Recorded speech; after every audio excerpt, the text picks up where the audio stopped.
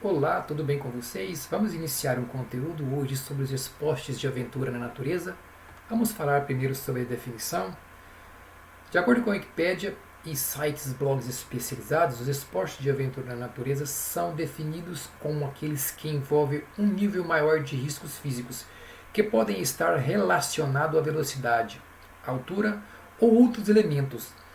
É justamente por causa desses riscos que os esportes de aventura são bem mais emocionantes que os esportes comuns, como basquete, corrida, entre outros. Além disso, eles exigem muito mais do corpo e do emocional do indivíduo. Muitas das vezes, esses esportes envolvem situações extremas em termos físicos e emocionais. Essa modalidade de esporte estimula fortemente a produção de certos tipos de hormônios como serotonina e endorfina. Não é qualquer pessoa, em certo sentido, que pode praticar o esporte de aventura. Devido ao alto grau de exigência física e mental, demanda-se um elevado grau de preparo, a fim de que se possa dar conta de toda a atividade. Apreciar belas paisagens enquanto pratica um esporte confere outro ânimo ao exercício. Os esportes de aventura devem ser praticados ao ar livre, a céu aberto. Há basicamente duas categorias diferentes de esporte de aventura: esporte de aventura na natureza e os esportes radicais urbanos.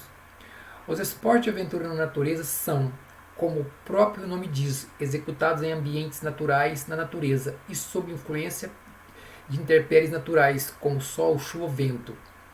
Os esportes radicais urbanos são praticados nos ambientes urbanos ou ainda em lugares fechados. Quando um esporte é realizado na natureza, isso incrementa com alguns elementos, posto além de saber lidar com certos acessórios. Há toda a influência natural em termos de percurso, condições climáticas, entre outros. Tudo isso conta no grau de dificuldade e exigência. Todas essas condições ambientais influenciam nos riscos, o que, por sua vez, aumenta o grau de adrenalina sentida nas práticas esportivas. Primeira parte sobre os esportes de aventura na natureza. Até mais, fiquem com Deus. Tchau.